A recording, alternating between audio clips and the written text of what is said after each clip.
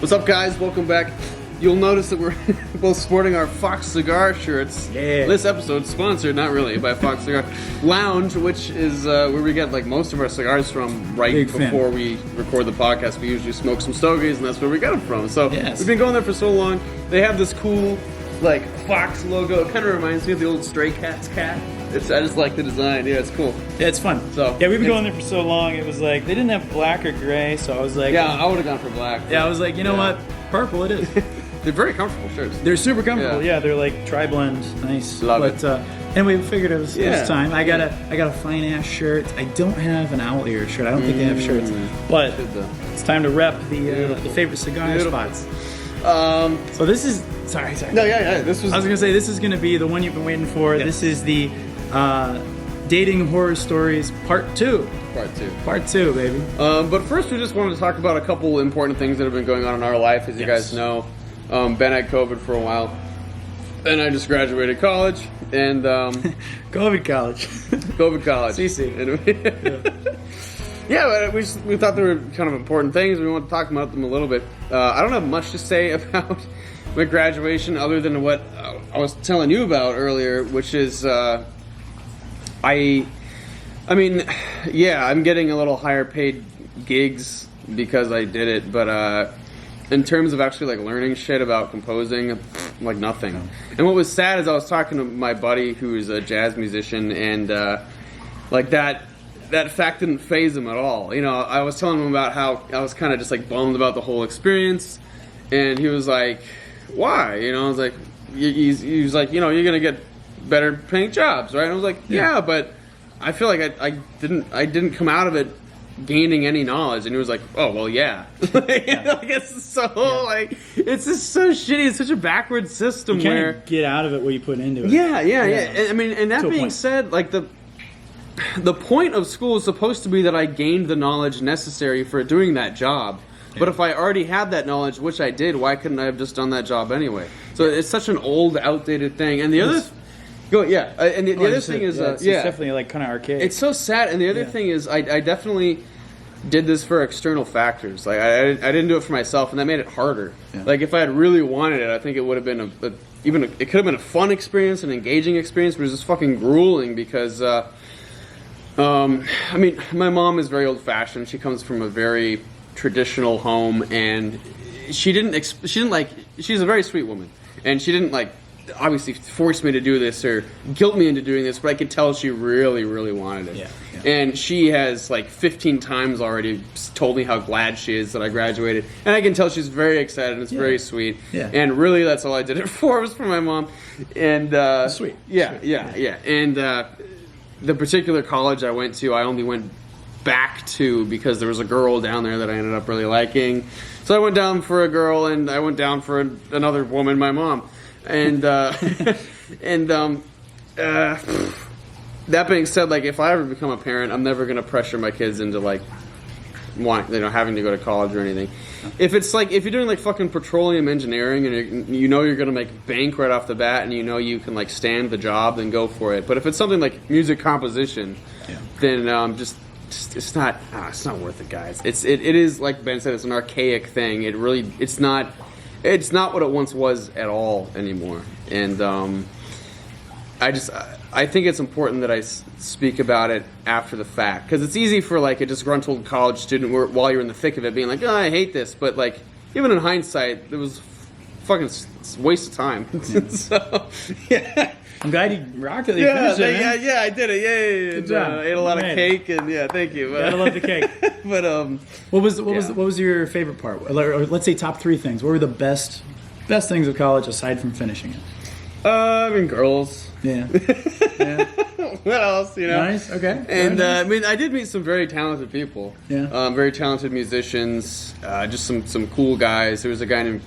I'm giving you full names, but there was a dude named Chris who was like an amazing pianist, and he's one of the guys that I talked about earlier, where he's like one of the best musicians I know, and he is like a huge Trump supporter. Okay. You know, and And yeah, I mean, there's a lot of sweet guys. There was this a Chinese guy named Jinzhou who was an opera singer, like this big bass opera singer. That's interesting. Fucking hilarious because he would in the middle of Was he a big guy? He was a big guy, yeah. and he loved like American culture, and he was constantly smoking cigarettes. Okay. Which is hilarious. He's like James the Dean. fact that he was a singer, yeah. And he was like, Chinese cigarettes are really heavily filtered. Really? I mean, he smoked like Marlboros and he wasn't used to it. And he would have like these huge coughing fits constantly. Oh, shit. In the middle of like music history. Did you introduce him to cigars? I should have. You should have. Yeah. You'd be like, Jinzhou. Me and my friend Gabe introduced him to a strip club, however, and that was fucking Nice. hilarious watching him at a strip club. That's hilarious. But yeah, so that was one of my favorite memories. Just those guys at a He strip starts club. getting hard. He's like, oh. Yeah, he'd have these coughing fits in the middle of like, music history, and he'd just like get up and leave. Like every day. It was fucking Jinzhou, hilarious. slow it down. Yeah. Slow it down. And man. then a very sweet, thoughtful guy named Gabe, who was a piano major, and we just had a lot of good conversations. Nice. And we would always hang out after like the piano class. So yeah, I mean, I met some good guys, and I will say that I learned a lot in my piano lessons. I had a really good piano teacher, and she did teach me a lot. And just in terms of being able to play the piano, I feel like I made a lot of ground. But in terms of like learning about how to compose and stuff, which was the main fucking thing, I don't know. Yeah. those professors are just kind of full of sounds themselves and not. kind of par for the course. Yeah. I've heard that from people who've majored in all different fields of study. Yeah, that it's like you kind of like either you get what you get out of it, what you put into it, or unless you're going for something like a doctorate or some trade school or something. Obviously, yeah, you have to learn the shit. Yeah. But people who come in with like a general grasp on it already, like you did, it seems like there's not that much to really be gained. Right. Yeah. Exactly. You know? I mean, obviously there's some stuff, but it seems like the core of it is kind of like, all right, I got it. Yeah. I will say for like fucking 6 months or whatever, when I had my own place, and I was just like, the lifestyle was fun. Yeah. Because I had my own apartment. I just like take the city bus there, come back. I was like, I was completely my own man, and I never had that before, and it was just so cool. Yeah. Did you like Tucson overall? Yeah, I enjoyed Tucson. I mean, it has its sketchy aspects, but it was it was a character in its own. That's cool. And it was kind of fun, but that's good. Yeah, in terms of really learning something, it was just not that. I wouldn't advise it. Good for you, though, man. You put in the time. Thanks, man. Yeah, Put in the time. That's what matters. And honestly, I think that's what they look at. I think that's what it is when they look at that degree. They're like, okay, he knows what he's talking about, and he put in the time. Yeah, that's a good point. Yeah. So it's like they understand that, like, if you're willing to dedicate, 4 years of your life to something, you obviously care about it a tiny bit. Right. Yeah, it's true. So it's like, that's good. That's a positive. Yeah. That's a positive. That's very true. Good shit, man. Thank you, man. Thank you. Appreciate it. Good Thank stuff. you. But, Yeah. So for you, I'm curious that did getting COVID change your perspective on the whole thing at all? Yeah, totally. Yeah. It really kicked my ass. I got COVID from my buddy Alan. Shout out to Alan, everybody. He had gone to a party with a girl who had COVID and neglected to tell me. Wow. So we hung out, and I guess he just didn't think it was a big deal. And we met up, had some stogies, and we were hanging out for a good, I would say at least 2 hours, maybe a little bit longer. He's like, oh, by the way, Julie has COVID. And I was like, terrifying. What? and he was like, oh, I'm sorry, man. He's like, it's probably nothing. He's like, if I haven't gotten it yet, he's like, I'm not gonna get it now. And I was like, all right. And then he was like, he sneezed a couple times, and I'm like, oh, dude, I hope you don't have it. And then sure enough, like 2 or 3 days later, he's like, bro, I have COVID. I'm sorry. And I was like, fuck. So we were, hanging out, like having stogies, like this close, Yeah. And I was like, God damn it, man. So I love the guy, one of my oldest friends, but he fucked up. He fucked up. So I was like, shit. Yeah. So, and I would say after, 2 or 3 days, like I said he had it and he tested positive for it. And then I would say for me, after the time we hung out, I would say about 5 days later, I started feeling like shit. Mm-hmm. And I started feeling like the chills. I started getting a lot of drainage, and my throat started getting sore. As you can tell, my voice still hasn't come back. And this was, I think, going back to when I got tested positive for it. I think it was like April 27th or something like that. It's been a minute. Yeah. So anyway, the next day I went and I was like, I just feel tired. I just don't feel good. And I went and I got some breakfast and I couldn't taste it. And I couldn't smell it. I'm like, fuck. Yeah. So I went, and then the day after I got tested, and then I got the results the day after that, and they're like, yeah, you got COVID. Shit. And I had the worst goddamn cough I've ever had in my entire life. Yeah, you told me you were just coughing for like days. The straight. the cough lasted hardcore for like I would say a little over a week, about a week to maybe 8 or 9 days, and it was so fucking bad. It was like it would be this uncontrollable, like almost like a tickle of like a nerve, where like you could not control it. It hurt so bad. My abdomen, my chest, everything was so sore. It felt like you did like 1,000 crunches. Like it was horrible. And I couldn't, for the first, I would say like 7-8 days, I couldn't lay down. If I laid down, I would have this crazy coughing fit. Holy shit. So I was fucking exhausted. If I wanted to get sleep, I had to take some codeine and take some, a bunch of cough drops, and I had to lay down at a table. I like laid down at my computer desk, and I'd be able to catch a few hours of sleep. Holy because shit. If I was like up and like resting like that, I could like get some relief from the cough. Oh my God. It was so fucking bad. I've been really sick in my life a couple times, with like stomach stuff, where I've been like in the hospital and it's been really bad, and that's like. This was in like the top 5 of like the sickest I've ever been in my life. It fucking blew, man. Damn, it dude. fucking sucked so bad. Sorry. Yeah, it was really, and some people are lucky. Like Alan, he was only really down for the count for like 2 or 3 days. his sense of smell and taste was fucked up for like 2 weeks, but he bounced back. I think after like 3 days. Like he got lucky. He got a mild strain of it, but maybe it's just my shitty immune system, I don't know, but it really, really knocked me on my ass. So just be careful, guys. Like it really just knocked me down.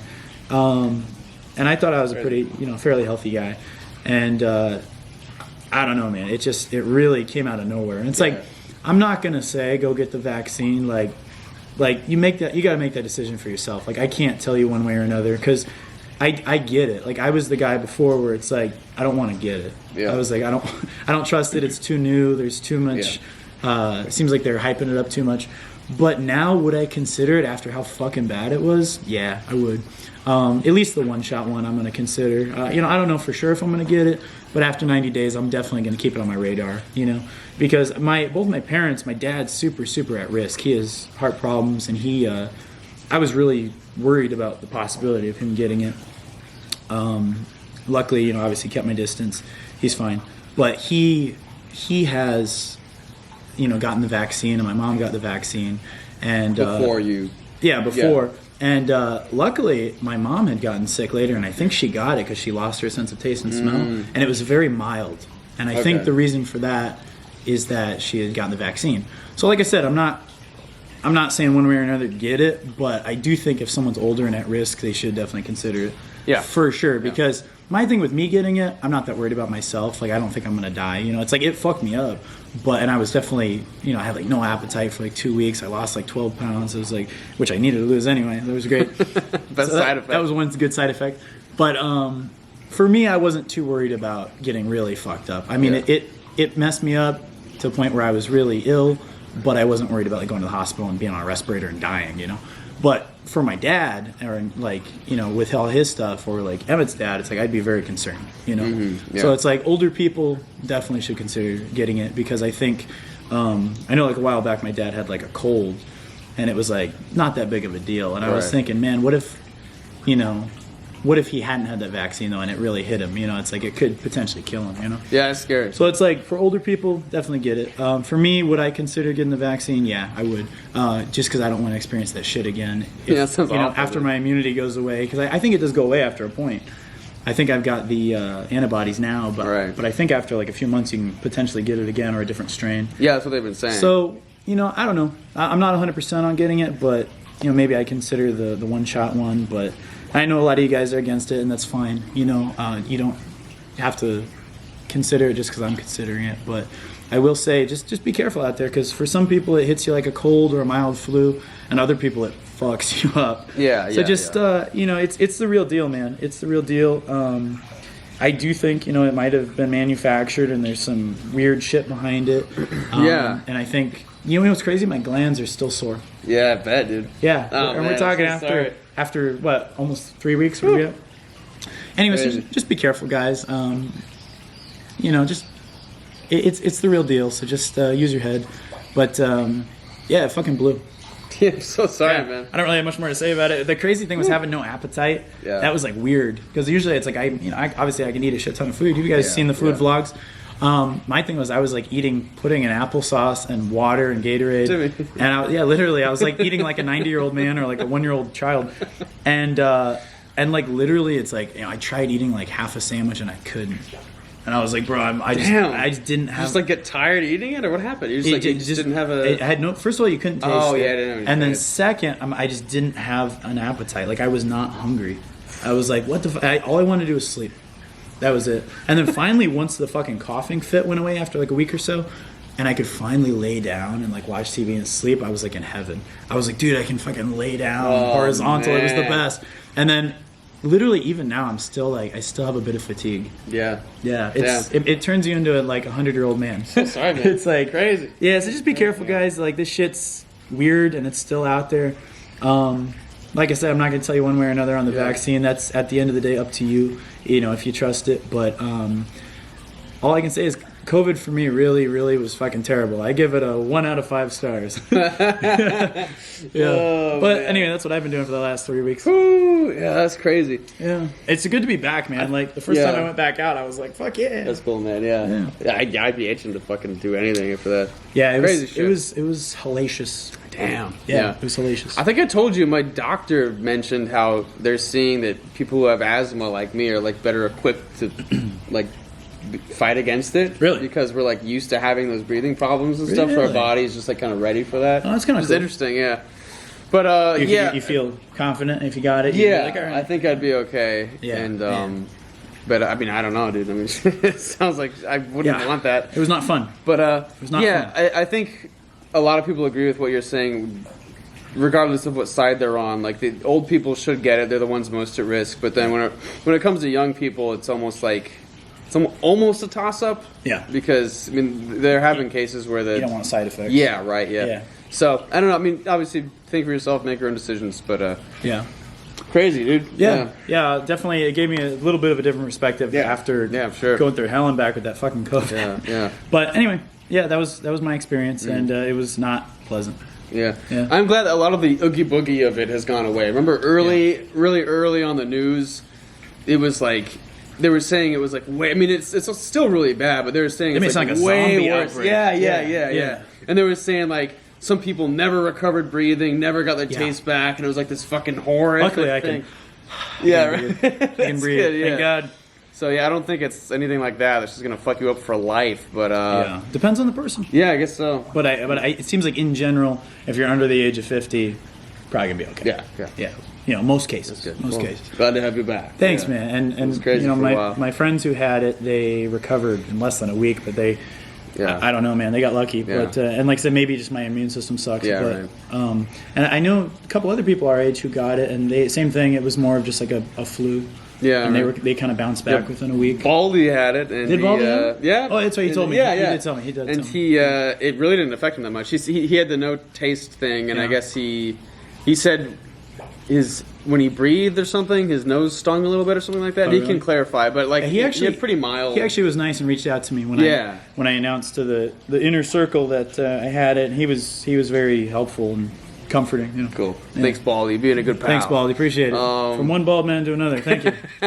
Yeah, but it was gnarly, dude. Yeah, dude, that's intense. Whew. Yeah. No, I'm just happy to be back. Yeah. And then what's funny is that I was thinking because on the news now.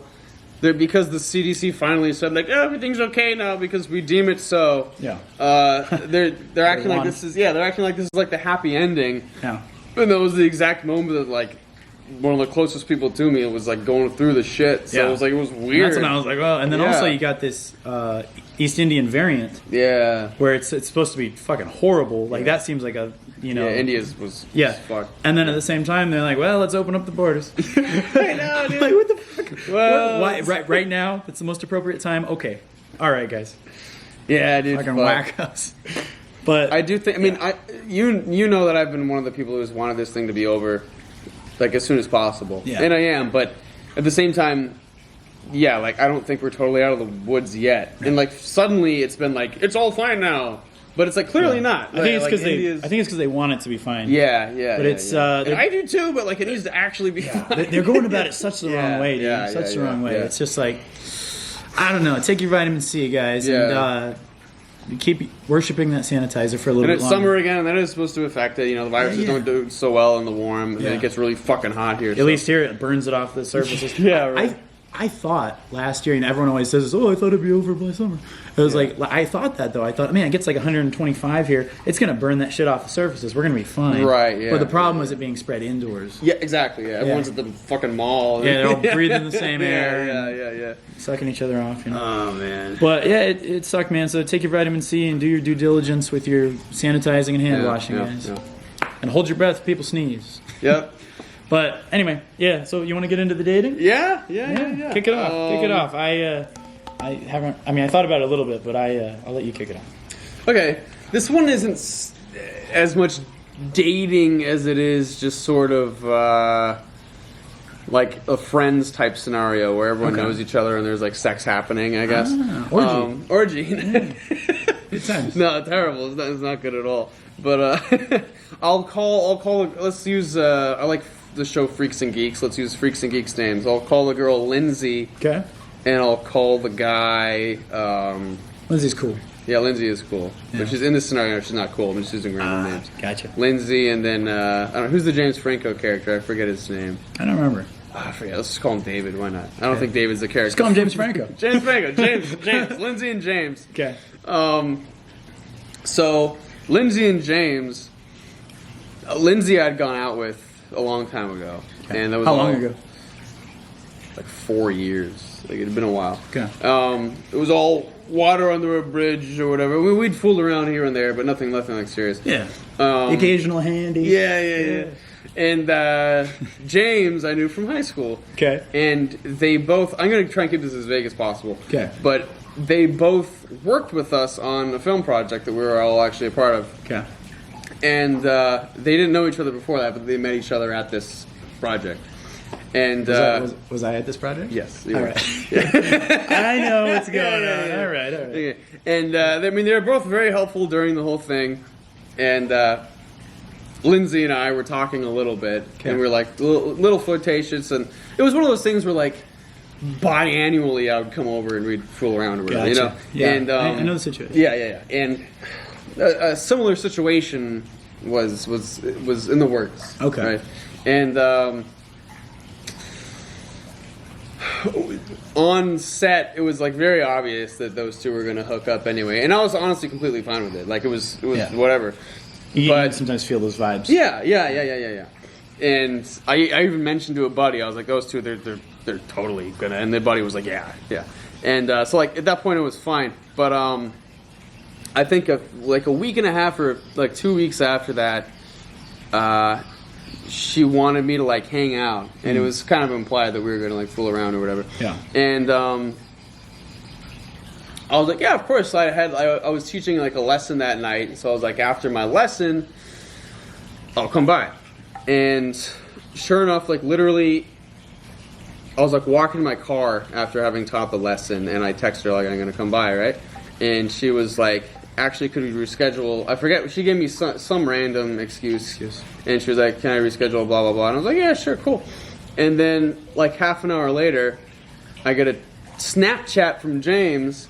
Now, mind you, I'd been friends with this guy on Snapchat since high school, so for like years, and I don't think once he'd ever sent me a Snapchat. Okay. And he knew we had dated, me and Lindsay had dated. Yeah. And he sent me this Snapchat with his face driving, and he says, on my way to fuck your bitch. Whoa. And it was like, and like and I was like, you know. What the fuck? Yeah, I know, yeah. What a piece of shit. And so like he didn't know that she... Like that, I was pretty much aware. Wow. Because at that point, but he was just being an asshole. He was just being an asshole, and I don't think he knew that I knew who he was talking about. Whoa. Because I don't think he knew that we had a prior engagement and she blew me off. Oh wow. But was he almost trying to be funny? He was, but like it was obviously very clear that he was. Like I was like, seems like a real dick move. Yeah, he was a piece of shit. Yeah, like and it was sad. Can you imagine me doing that to you? No, yeah, that's insane. And it was crazy because he was so helpful on set. He'd always been like a fairly good friend. Yeah. And what a piece of shit. Yeah, and I was like, what are you talking about? Are you fucking around? And he was like, yeah, of course, haha. But like, he wasn't at all. And like, so what a weird thing. I know. Like, and so like from that moment forward, both those people were like dead to me. Yeah, good. And As they should. Yeah, it was sickening because like I respected and appreciated both of those people, and they thought they could just like maneuver around me and just be like total pieces of shit. But at the same time, shove it in your face. Yeah, exactly. Yeah. It's not even behind your back. It's right. Like, Yeah. Fuck you. Yeah. So wow. What the fuck? Yeah. So I mean, obviously they're dead to you. Yeah. Did you ever confront him on it and be like, hey, asshole? I just stopped talking to both of them immediately. I don't know. I didn't want to. Wow. Well, sometimes that's the bigger move. Being the bigger man. Yeah. But it's tough to not be like, hey, dipshit. Yeah. And again, like I wouldn't have cared. Like on set, it was like this is definitely going to happen. Well, yeah. But if they had like just been normal about it and like forthcoming about it, it would have been fine. You know what would have been better if they would have just been open about it. Exactly. I'd be like, hey man, I know you had a thing with her. Do you mind? Yeah, I mean, at that point it was fine. They were well within their rights. We thought it was funny that like they were so obviously like into each other. Yeah. But the fact that like first of all she blew me off because she had this like all of a sudden he was going to come over, so she like sidelined me, and then he thought that I didn't know. Yeah. That makes you feel like the second choice. Yeah. Or the second option. So shitty. Yeah. It's a really shitty way to behave. Yeah. They both sound like pieces of shit, and I hope they. I hope they end up together and both get fucked up in a fiery crash. Yeah. And live. Yeah, exactly. Yeah, so like they could have done it, but just like be open about it. Yeah. Don't like be a piece of shit for no reason about it. It's very shitty. Yeah. I've encountered some shitty people. I would like to tell one about a piece of shit that I met. But first we're going to take a quick commercial break. All right. Brought to you by Fox Cigar. For Australia's sportiest wagons with 6-cylinder power, designed by the people who wrote the book on wagons, where do you go? Holden Commodore. And if you want even more power, V8 power for towing or just plain easy going, Commodore V8 wagon. But for 4-cylinder performance, here's the one you've waited for. Holden Chimera Super Wagon. Maximum practicality, super drivability. Chimera wagon with the new technology tailgate that takes the bumper out of your way and opens up the biggest load space in its class. A wider, higher door, plus a lower floor for easier loading. And Chimera is the only wagon that gives you a divided rear seat for long loads, plus passengers. From the Holden team, who for years have produced Australia's most successful wagons, comes Holden Chimera Super Wagon. Hope you enjoyed those wonderful commercials. Yeah, they were swell, weren't they? Yeah. All right, so I have a story in a similar vein to people being just shitty people. So, and I'd like to preface this by saying Emmett and I have both also had successful relationships. And we've had good luck dating. Yes. But along the journey, you run into people that are just shitty and weird. Yeah. So that's what we're focusing on. So I don't want you to think we're these sad, like destitute dudes. Right. It's like I've met good girls as well, but we're gonna focus on the bad because it's fun. It's the horror stories. Yeah, it's the horror stories. It's like ghost stories around the campfire. Yeah, right? exactly. Except with dumb bitches. Even scarier. Yeah. In many ways, yes. There's an ant on the table. Oh, sorry. Goodbye. It was Flick from Bug's Life. Anyway, so a couple years ago, obviously pre-COVID, I was lucky enough to go see the Rolling Stones, a band that I love. It was my first time seeing them. They played at the Cardinal Stadium, the University of Phoenix Stadium, and I was super excited because I got tickets like the week of. It was like, I remember, my dad was like on the fence about going because he didn't want to stand on the field. And he was like, oh, I've seen him before. He's like, no big deal. So I was like, okay. And I remember asking a couple friends, and I think it was like during the week, so like not many people were interested in going. And I was like, you know what? I'm just going to get a ticket for myself and go catch the Stones. So I got a ticket, and I was lucky enough the week of to get a ticket on the field. So it was like not super close, but still, standing room, which was really cool. Real good view of the band and everything. And it was a great fucking show, man. Like, the Rolling Stones really brought it. And I know Mick had like heart surgery, and I was worried he wasn't going to be able to perform. But he like was running back and forth across the stage, and his voice was great, and Keith Richards was great, and super impressive. If you guys can catch the Rolling Stones within the next couple years while they're all still alive, I highly recommend it. Anyway, so I'm at this show by myself, just having a good time, and just kind of chilling. And I see this really cute girl walk by, and she's got a Nicolas Cage shirt on, and it's like Nicolas Cage from like Raising Arizona era. Oh, cool, yeah. And I'm like, how fucking cool is that? And I had to stop her. She was blonde, she was gorgeous, she was petite, like she was like really authentically beautiful. And this girl walks by, and I'm like, hey, I really like your t-shirt. And she's like, oh, thank you. And I was like, just kind of off the cuff, you know how it is when you're alone, sometimes you're a little more, it seems like it's easier to meet people. Yeah. I told her, I was like, oh, cool. I'm like, hey, I'm going to go grab a beer. I'm like, who are you here with? And she's like, oh, I'm here by myself. Damn. And I'm like, what are the odds? Yeah. Like, what are the odds? And I was like, oh, no shit. I'm like, me too. I'm like, do you want to stand together during the show? And she's like, that'd be great. And it was like, I don't know if there was like a little intermission or if we were just a couple songs in or what. I don't know exactly. It was fairly early in the show. Yeah. And so we go over, we get a couple beers, and then we go stand together, and we kind of like start talking here and there, but it's a concert, so you can't talk a lot. Right. But like kind of, you know, between songs, I'm kind of like, oh, I love this song. Like, you know, have you ever seen them before? Yada, yada. Anyway, we start, you know, dancing to some of the songs, and like she's like getting pretty close, and there's an energy. There's a vibe, you know?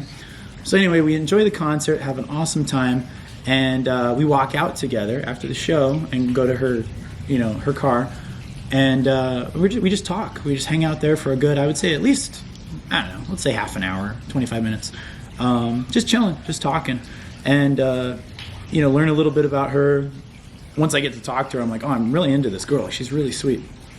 I gave her my number, and I was like, hey, we should hang later this week. And she's like, totally. We text, you know, for a few days, and then let's say a week later we hang out. End up having a really great date. We go downtown. We go to Cobra, the arcade bar. Nice. So much fun. Super 80s. And then we went to, where else did we go? Shit. We kind of just bar hopped. I think we went to Angel's Trumpet, which is like a bar that has these chalkboards and all these different alternating kegs. And it's just a cool kind of like hipster bar.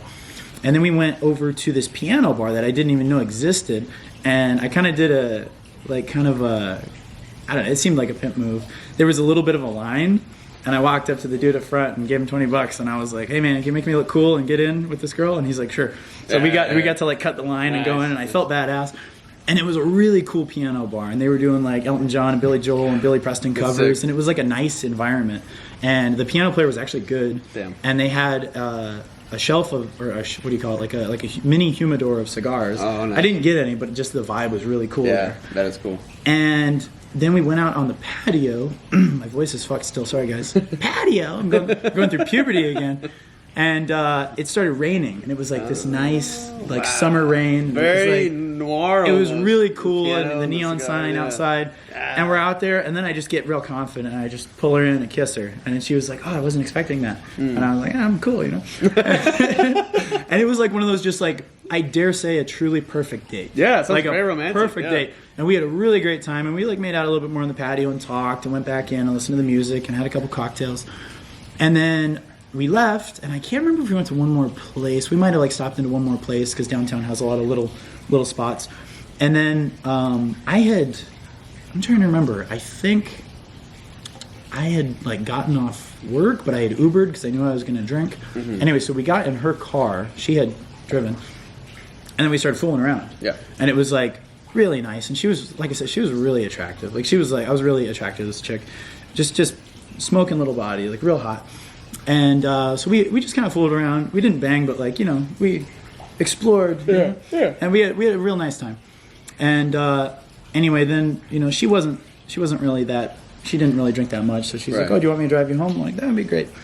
Drives me home, go our separate ways.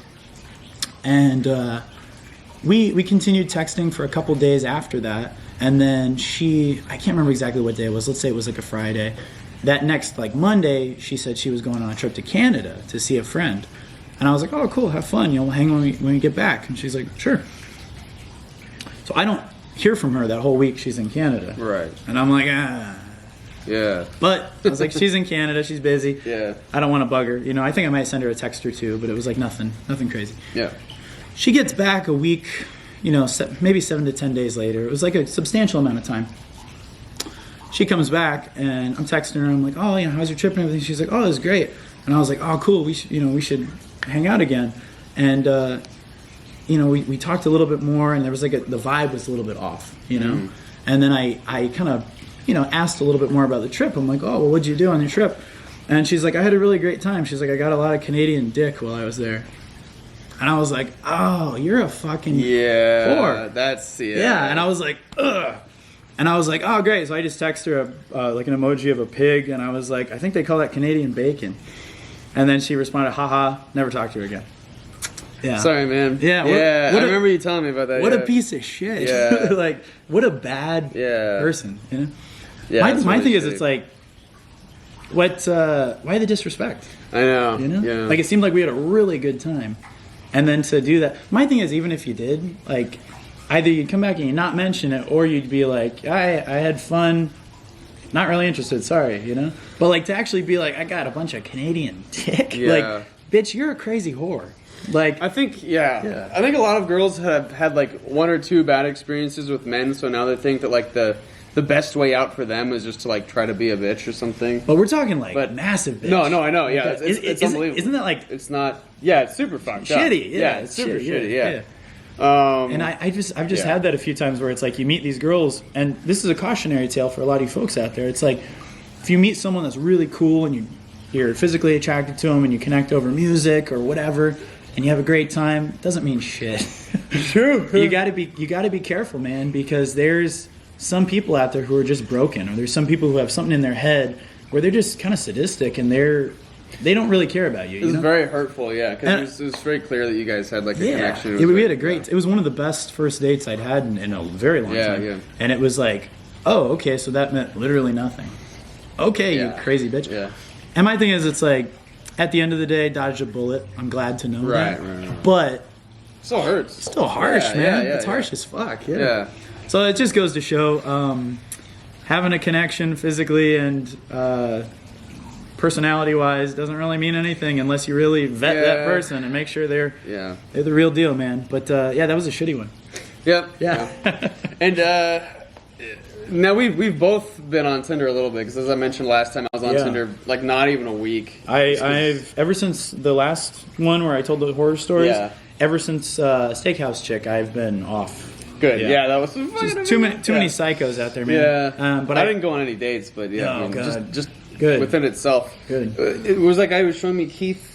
Keeping it Keith. Highly recommend. We'll link him below. He's fucking awesome. He keeps it real, man. Yeah. He reviews this Reddit post where some unsung hero takes all these statistics from his time on Tinder and the like Bumble and all that stuff. Hinge, all that. And it sort of confirms that basically most of the women on these, especially on these platforms, are very self-entitled, self-aggrandizing, and just really don't give a shit about the other person. Yeah. It's so sad. Yeah, in my experience with online dating, it first started just as fun, testing the waters. Yeah. And then actually when I went on a couple dates, I saw how wacky these chicks actually were. And at first I thought it was just me. And then I checked with a couple friends and like, no, there's some crazies. Yeah. Oh, yeah. It's just looking at some of the bios. Keith, that whole thing like really confirmed it. Yeah, no, 100%. Yeah. It's like, it's kind of, as sad as it is to say, it's kind of what we expected, I think. All those stats about how, 3% paid for the dates. Yep. And then, what was it? 90% showed up late. 93% showed up late. Yeah. There's none of them gave a shit. Yeah. And a lot of it was 73 or 75% talked about their toxic past relationships. Yes. Huge turnoff. That's the thing. So many girls they always have to make the other party the bad guy. Oh yeah. And they always come from these horrible relationships. That says more about you than the guy. If you're always coming from horrible relationships, get your fucking shit together. Yeah. Jesus fucking Christ. And even if you did, you're on a first date. The guy, let me tell you something. The guy doesn't want to hear about it. Yeah. And they're all talking about their finances, their medical stuff, and that they had depression. They all have depression. I wonder why, because you lead such shitty, hollow lives. Of course you're gonna fucking have depression. Yeah. Jesus Christ. And so many of the bios I saw were passive aggressive. Yeah. Nothing even happens yet, and they're like, my son is my life. He'll never be important to me like my son is. I saw that shit constantly on Tinder. And that shit's the truth. Yeah. And then there's the classic if you like Trump, swipe left. They're trying to be defiant. Shut the fuck up. There's so many that go on there also, and they're like, no hookups, and it's them no in a fucking bikini, and I'm like, girl, you're throwing yourself on the meat market. Yeah. But you're saying can't touch. You know, it was such a depressing It's very thing. contradictory. Yeah, super contradictory. Very contradictory. And then there's some, I think it's Bumble, where the girl has to initiate the conversation. Bumble was tricky. Guys can't even message, is that correct? Yeah, girls to message first. Yeah. That was, I think I talked to like maybe like 6 girls. Doesn't that defeat the purpose? You match and then you start talking, right? That's how it works Yeah, like but on Tinder. they got to have the upper hand. Oh my god. It's Yeah. so shitty. Because on Bumble, there are a bunch of bees. So many women are just so, like, I'm sorry, like, I don't know, man. We 100% live in an atmosphere where, like, even semi-attractive women get shit handed to them left and right. Yeah. It's like, it's just fact at this point. And it's so bad. It's not good for anyone. It's not good for them because they're not forced to actually, like, do anything or try to, I don't know, just figure out the world and Be a real person. Be a real person. And I mean, they're just sitting there being this fucking hot couch potato and a piece of shit. Yeah. And all these guys, and again, it's guys' fault too, because we're like, oh, shoveling money because I don't want to see your tits. Like, fucking stop doing that, guys. Yeah. How sad, how sickening, how pathetic are you? Yeah. And just shovel. Can't let them your have all the fucking power. paychecks. Yeah, it's so unhealthy in every single way. Yeah. Here was another one. Yeah. I went out for the very first time last Friday. Nice. When I was finally feeling well enough. Went and saw Pauly Shore. Hilarious. Beautiful. Went with a couple friends. And we were at the bar, and I was like, I was feeling good. I was like, I talked to a couple girls. And there was one girl I walked up to, and I was literally getting my drink from the bartender. And there was a second one. I asked, I was like, hey, is this yours? And she was like bothered. She was like, excuse me? And I was like, is this your drink? And she was like, she thought I was like coming on to her. Yeah. And she was like, oh, no. And I was like, oh, okay. And I was like, sorry to bother you. And then she saw that I wasn't trying to hit on her. Yeah. And then she let her guard down and we actually had a good conversation. But it was one of those where the initial was, excuse me? Dude, like, fuck these bitches. Like to where I'm Holy like, shit. is this drink right next to you yours? Yeah. I was like, or is this my friend's drink that I can pick up? What the fuck? And it was like, so many times they're combative right off the bat. And I know you'll say, oh, it's because they're attractive. They're constantly getting hit on. Right, you don't know what it's like to be a hot girl. Yeah. All right, then don't go out. Like, Yeah, really, Maybe yeah, don't yeah. put on as much makeup and don't. Yeah. I don't know what to tell you. It's never an excuse to be a piece of shit. But at the same Yeah. time, even if that's like saying, a celebrity, gets bombarded by people and they ask them for pictures all the time, so they're allowed to be a shithead to them. Right, yeah. No, you know what you signed up for. A hot Yeah. girl is kind of like a celebrity. Yeah. A hot girl's like a B-level comedian, But my thing was that she ended up actually being a nice girl when I talked to her. When she Yeah. saw, I don't know, I think she felt my vibe, and I was Yeah, just. but that initial thing is so But that sketchy. initial thing where I was like, Yeah. oh wow, you're really ready for combat. Yeah. And luckily, like I said, she ended up being cool. But I think 9 times out of 10, that's not the case. Yeah, You got girls that are just, they literally go to the club and they're like, hurrah! Yeah. Like, where, Yeah. fuck you guys, I'm ready to fight. And it's Yeah. just like, you crazy bitch, you're here to have fun, I thought, I'm here to have fun with my girlfriends and dance. Yeah. Not here to talk to guys. Holy shit. But, unless they're hot and exactly what I'm looking for. Yeah, it's weird. You know what it reminds me of? It reminds me of that scene in 50 First Dates. Brilliant movie. Adam Sandler, Yeah. Drew Barrymore, where obviously she has the head injury, so she forgets everything every 24 hours, right? The very first time he meets her, it's perfect. They hit it off. She has waffles, and he like helps her make a little waffle house. And then it just goes to show it depends on the day, because like a week later, she doesn't remember who he is, and he goes up and he does the exact same thing and helps make the little door. And she's like, "Oh, I'm sorry. Are you from a country where it's okay to touch other people's food?" Yeah, and she right, treats him right, like right, shit, yeah, like yeah. 9 times out of 10 after Yeah. that. And I think that's the truth with a lot of girls. It really depends on that lightning in a bottle moment, on the circumstance, exactly what you say, Yeah. their mood, the environment. Like there's so many factors, and I think that's just a prime example. Even though it's fictional, I think that's like a good like representation of like what they're really fucking like. Yeah, you know? yeah, I know. Yeah. But it's bad. I mean, like, feminism and gender equality is all about, again, like people being on this level playing field or whatever. But women are in so many respects like sort of above men in terms of how easy it is to like get anything or just make a living. And there was something I saw on Twitter the other day. It was like a series of screenshots of people's tweets. It was this poor guy asking if it was okay to like turn down sex sometimes, like from his partner if he just wasn't in the mood.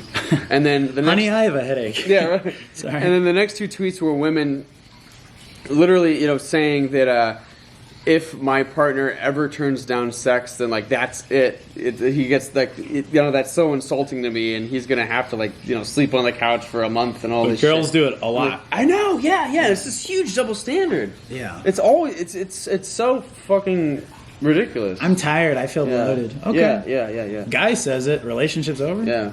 The fuck? Yeah. Crazy. Another annoying one I've seen. I can't remember if I mentioned this on the last one or not. Tell me if I did. Okay. But I've seen a big trend on TikTok and Instagram of these videos of the hot couples. It's always the like voluptuous, fit, big butt, athletic girl, and the semi-jacked guy. And all the videos are like that kind of thing where it's like, babe, I want to have sex tonight. And then she's like, oh, no, after I worked all day. And the caption will be like, after working a 12-hour shift, no. And she's talking to him like a 5-year-old. And that's like a whole thing. I've seen this trend of girls thinking it's funny rejecting the guy when he wants sex. And their whole thing is, I'm a busy queen. No, baby boy, get out of here. If they were my girlfriend, I would immediately break up with them. It's fucking obnoxious. It's fucking obnoxious. And I've seen that trend. Shit. And another annoying one, I actually sent it to myself just so we could watch it.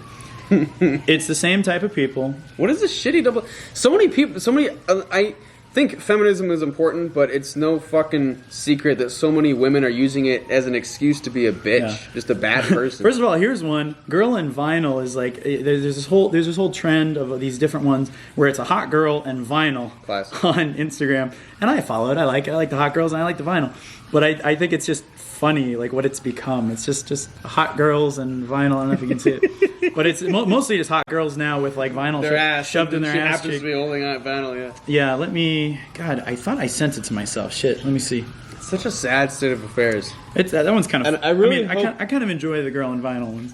Well, yeah, that's fine. Yeah. But I really hope everything is 100% back to normal post COVID.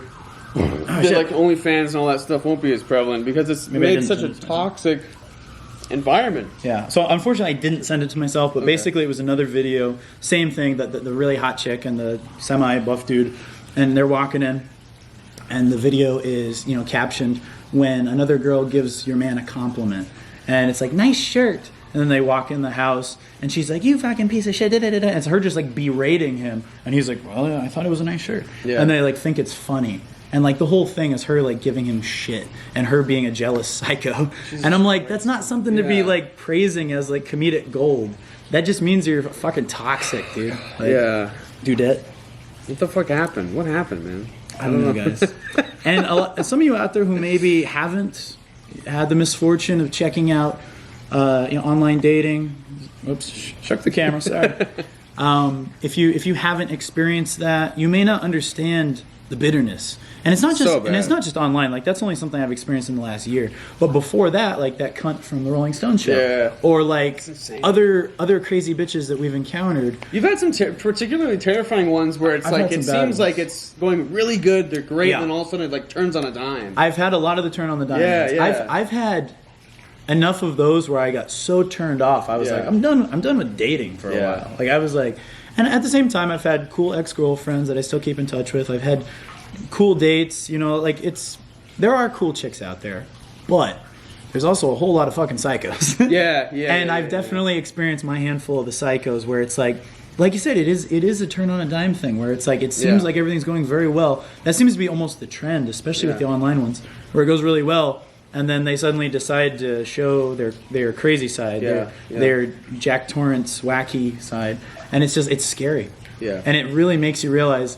I have two uncles that are older, and one of them's been divorced twice, and I get it. I get it. It's like they're in their like 60s now, and I fully get it. And I'm like, anyone that pressures them to be like grandparents or whatever, like, oh, you should get married. I'm like, nah, let them be. You get to that point where it's like, I look at them and I'm like, they're content doing their own thing. You know what I mean? It's like I think they've seen enough horror stories in their time where it's like, okay. I get it. Totally. I fully get it. Yeah, man, I don't know. It's like being a guy, it's so easy to get into that blind, like, I just really want sex, so any girl that's like remotely attractive, it's like it's important and I want that. But I'm really fighting to try and be more objective about the girls that I interact with. Yes. Yeah. And be more, stand my ground more when like if they do like reschedule stuff at the last minute or just are late to stuff or just generally. I think their shitty behavior gets a pass too many times by guys. Like they're just like, oh yeah, you're hot, so you're allowed to be shitty. Yeah, they shouldn't be allowed. Yeah. And I think if you do put your foot down and you say, no, man, I got standards, and I want a hot girl who treats me as respectfully as I treat her. Yeah. That's not too much to ask for. Yeah. It's like you should have someone who treats you the way you treat them, in hopefully a positive way. Yeah. And you should have mutual attraction. But like, there's just too much weird. There's too many weirdos out there.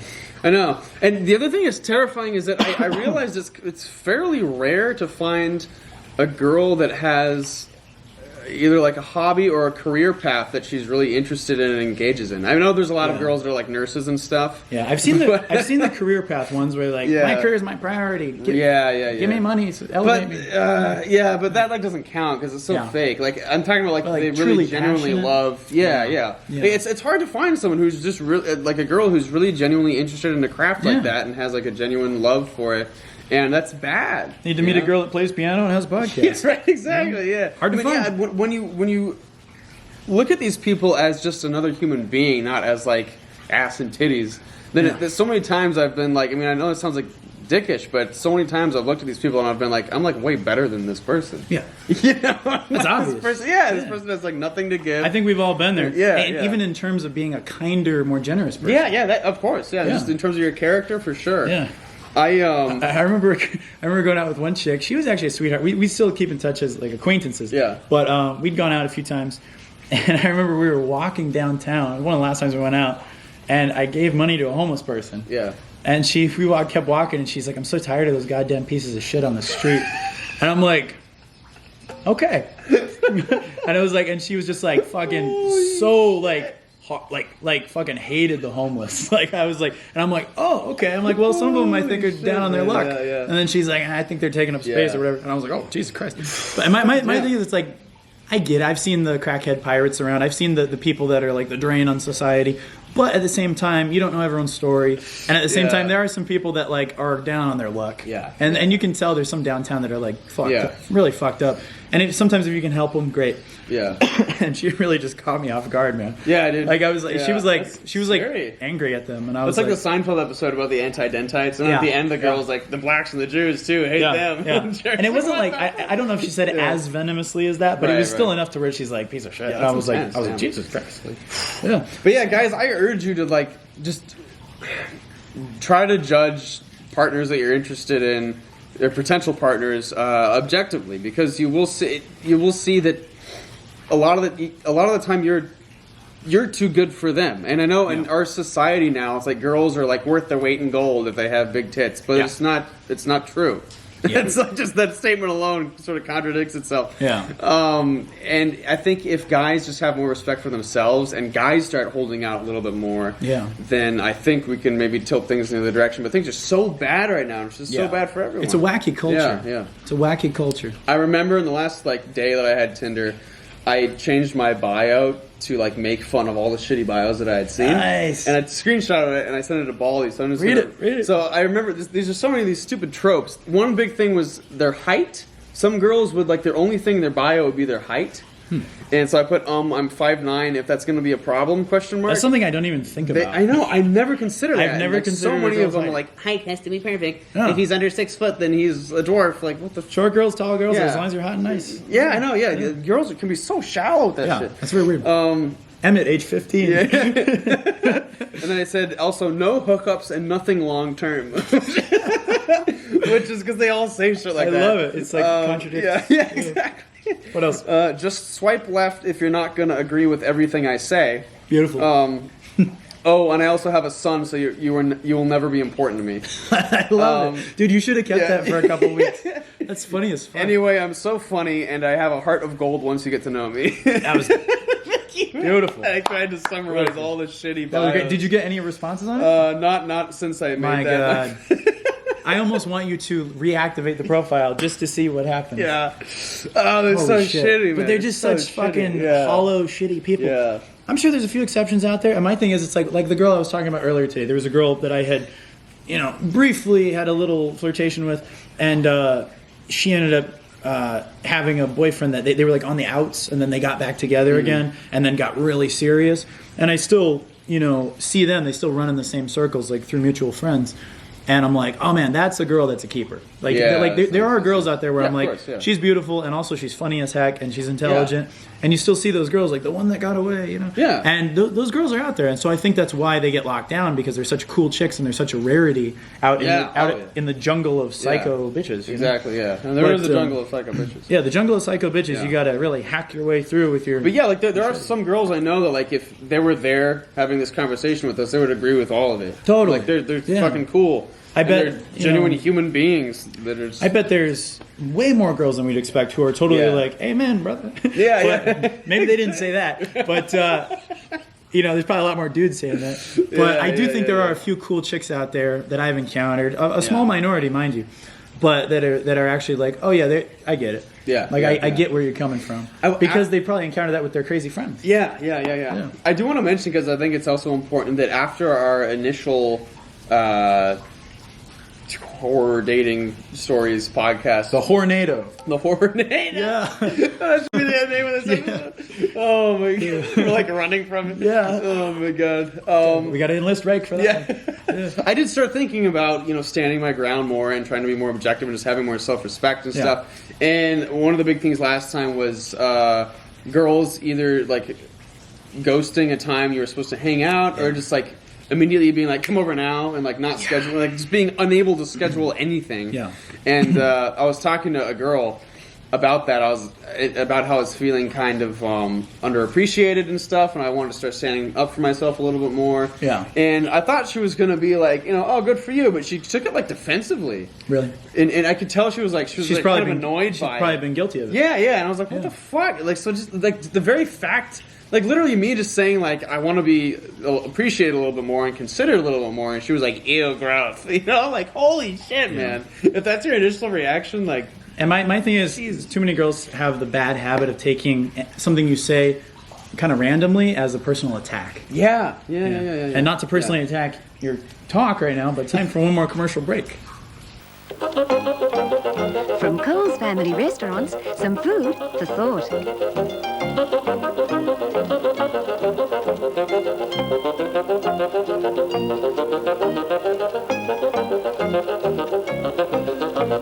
And a summer special this week, a cool, delicious chicken salad.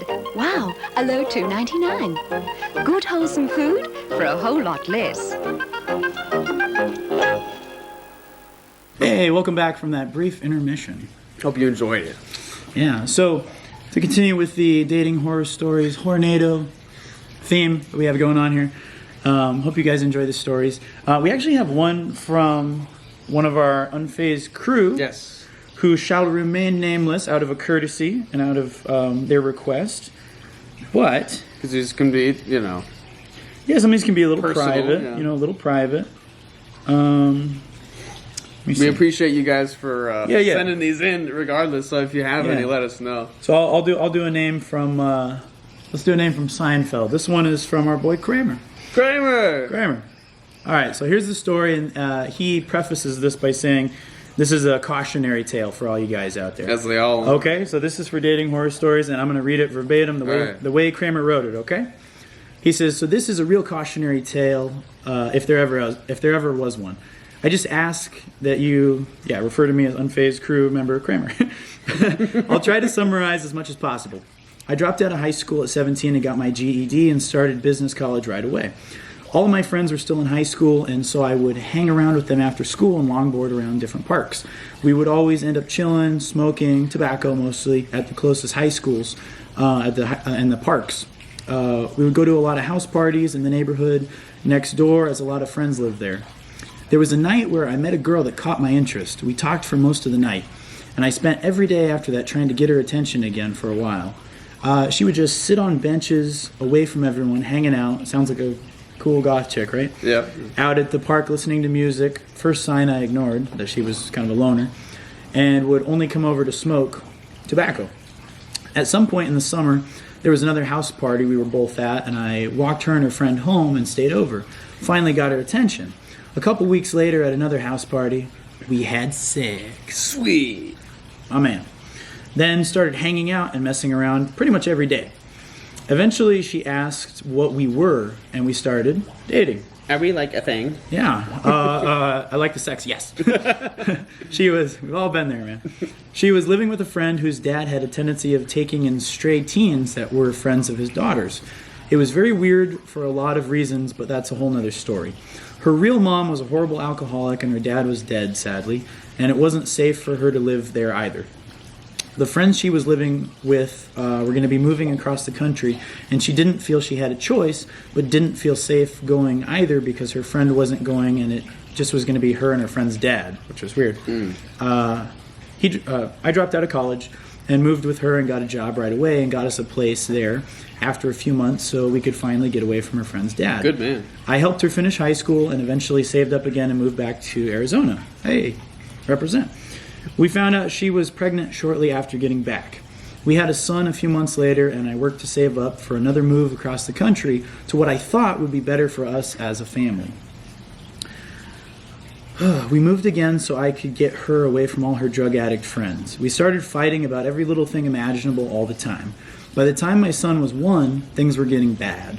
She was abusing coke and meth and cheating on me with meth heads, and she acted like I was her actual father, and she was rebelling against me. Oh my God. She would tell me every time she cheated and every time she did something she knew I wouldn't agree with, then try to cuddle every night. Oh, so sorry. And still want sex and casual conversation.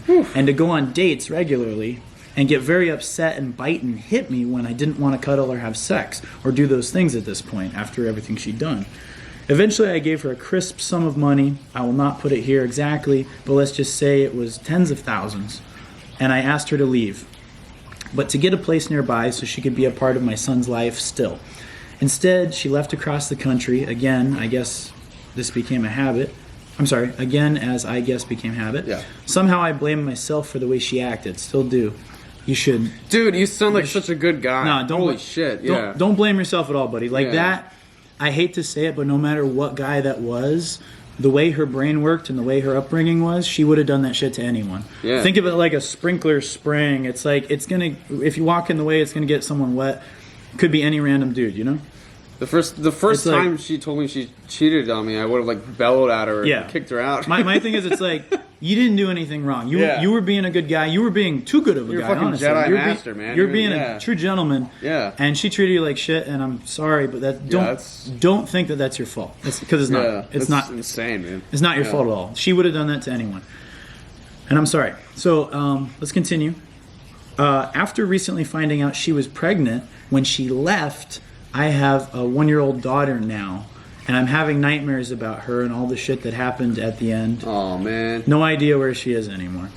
I'm so sorry, dude. My heart goes out to you, man. That's intense. All I can say, Kramer, is I am sorry, dude, and I know who you are, obviously, in real life, and you're going to be okay. You're going to be fine. It's like, and I know everyone says that, but like, really, you're going to be fine.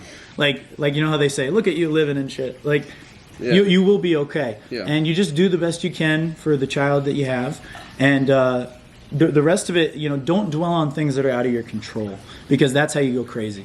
Yeah. Because it's like, if you try to control the weather, it's like you're just going to end up freaking yourself out. Like, there's certain things you can't control.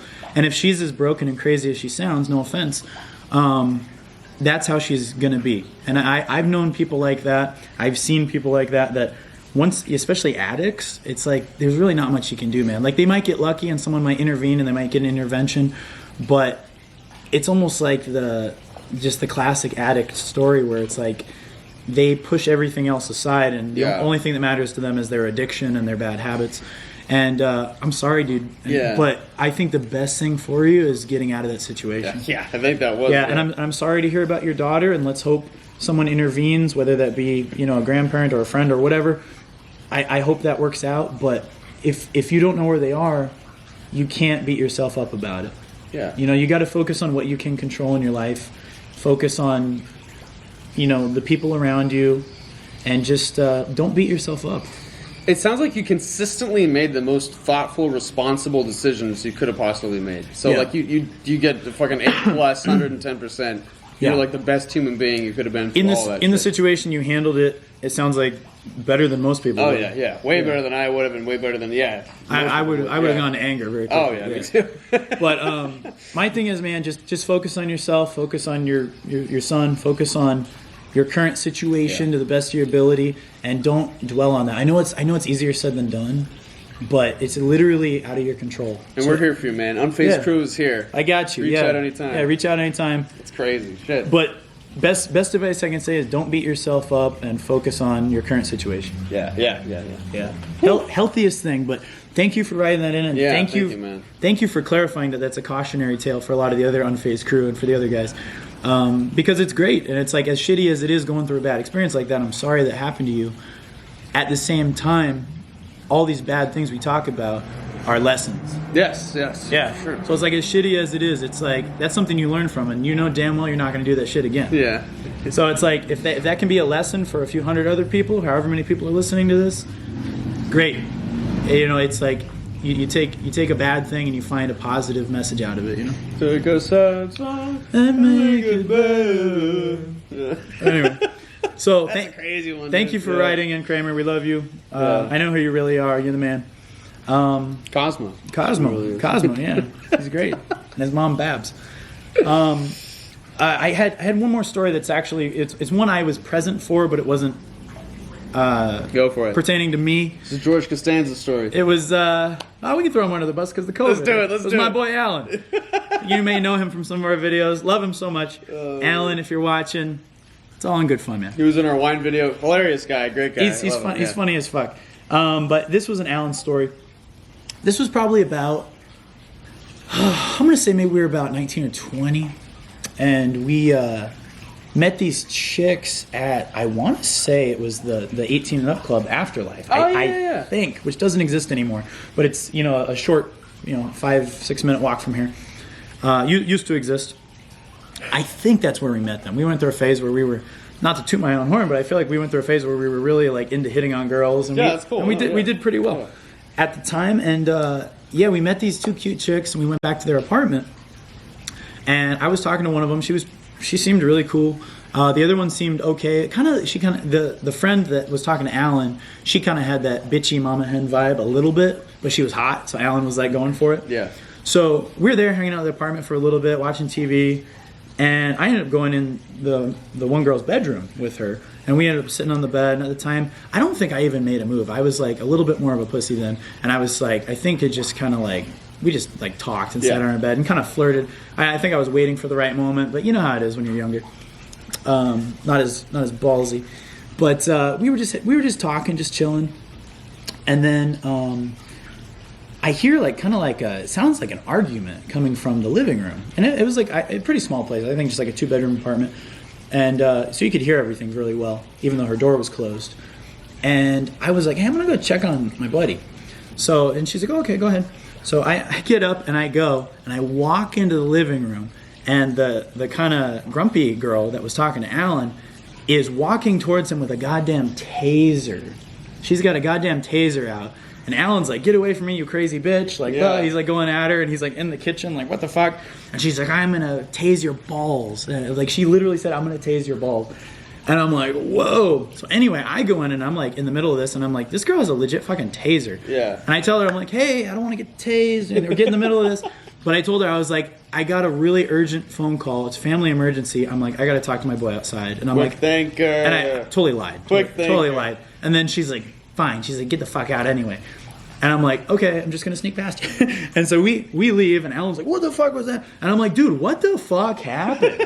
I'm like, how do you go from me flirting with this girl in her bedroom to like 20 minutes later you about getting tased by a chick? And to be honest with you, I can't even remember what his answer was. I almost want to call him. I almost want to call him. I'm going to give him a call. Okay. Let's see what he says. I can't remember what she said, but I remember it was like for like a really lame reason. That's something from like The Hangover. Let's see if he answers. It's unreal. Let's see if he answers. I hope he answers. Please answer. He's probably up. 12 midnight. Come on. I hope he answers. Come on. But I know it was for like a lame reason. It was like something like minute, like just like a little. But all I remember is it was like, fuck, come on.